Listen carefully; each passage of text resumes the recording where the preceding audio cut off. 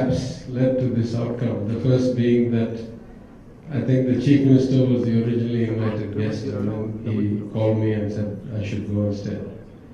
The second, when I accepted, I didn't remember that today was my birthday, and so I accepted.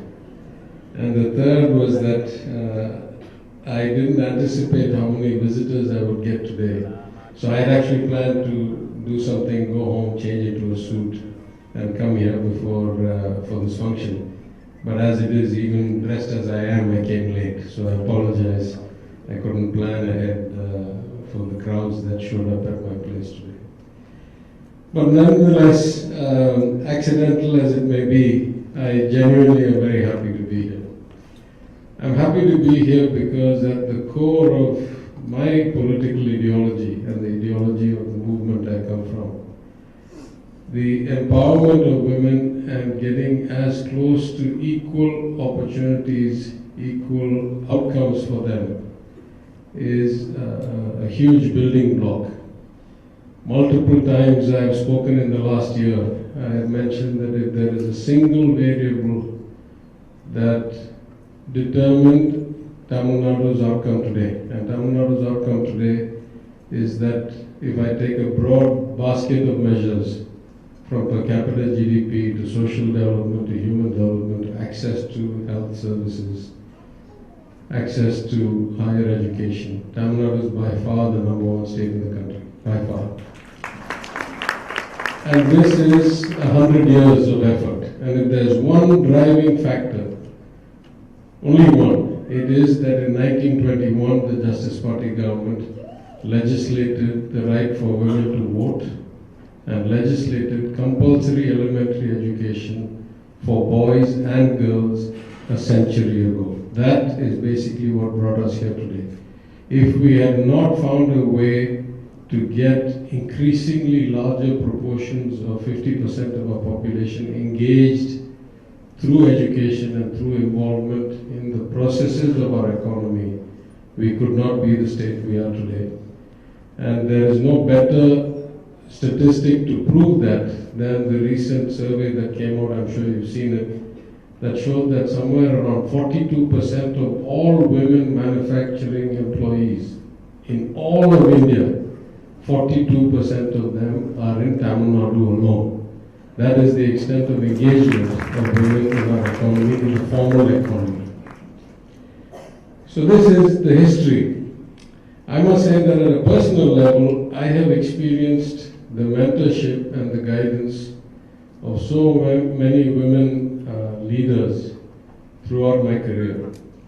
When I first went to the United States as a graduate student in 1987, the first two professors I worked for were women, both as teaching assistants. And then eventually my PhD advisor was also a woman, a young graduate of her own PhD program, who was of immense help to me and guided me when I lacked the self-confidence. I was all of 22 or 23 years old.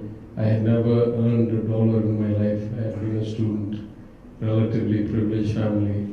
And she was the one who gave me the self-confidence when the first consulting opportunity came up. And my client said, what should we pay you? What is your rate? And I had never worked before, so I had no rate. And I went to her and she said, I charge $40 an hour, you should charge $40 too. I said, no, but you're a professor and I'm a grad student. She said, yeah, about a year ago I was a grad student too, and in like 2 years you'll be a professor. What does it matter? Charge them $40 an hour. And that was the beginning of my professional career back in the United States. When I went to Wall Street as a very late bloomer, I went at the age of 35. I may have been the oldest hire in Lehman Brothers as an associate. Then eventually became managing director in 7 years, which may have been the fastest rise. But when I went there, the two traders who mentored me, who taught me the ropes, who taught me the language, were both ladies who had significant trading experience and, in my opinion, would have succeeded much further, faster had they been men. Even as equitable as Wall Street was by then, it wasn't quite equal opportunity and equal promotion. As a way of benefiting my institutions and wherever I have worked since then, I have been always an advocate for increasing the participation of women. When I came to India upon the demise of my father as an expatriate, and I set up and ran a large organization at Lehman Brothers, I expanded the hiring, which till then had only happened at the IITs in undergraduate and a few IIMs, to other commerce colleges, to the Sri Ram College of Commerce, to the Lady Sri Ram College, to other places. And I found that in 1 year, we changed the ratio from something like 90-10 or 95-5 to about 65-35 in terms of men and women. And we benefited immensely from it. You know, it wasn't having experienced the mentorship and leadership of many women during my own career, I am convinced, as I was then, as I am now, that it is invaluable to have the participation of women who bring a different perspective based on different life experiences. As we are all shaped, you know, whether we like it or not, we think we're smart, we think we're accomplished, we think we've learned a lot.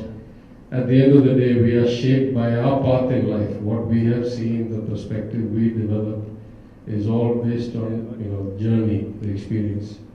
And women, whether in the same place or not, bring a different perspective, because everything in this world is subjective. In the same way, when I took over or when I started building actually the IT wing of the DMK from scratch, I made sure of two things. One, we tried our best to get as many women participants as possible. To be honest, it wasn't an easy task. You know, kind of regional politics is not being that attractive or conducive to women. That's the truth. And so we had a big barrier to overcome. But at least I ensured that not a single one faced any discrimination, any harassment, any kind of negative outcome all the years that I ran a large organization when I was in the party. So I can honestly say that I don't see today as me kind of taking time out for you so much as me thanking you on behalf of my Chief Minister, my government, our movement. The more people like you, the more achievers, the more examples, the more forerunners there are, the more our society benefits, the more our government benefits from being able to deliver a progressive state, an affluent economy, and improve the quality of lives of our people, which is the main reason we all came to politics anyway. So on that note, let me thank you once again for inviting me to be the chief guest at such a momentous occasion, the 16th edition of your annual Achiever Awards. I congratulate every single person who was nominated, and especially those who have been selected to be the winners. I applaud the organization itself for the value it brings to the network, to individuals, to your members. I hope there will be more impact of your efforts. I hope there will be more members, more successes, more competition for the awards, because there are many brilliant achievers. And I wish all of you the very best. Thank you very much.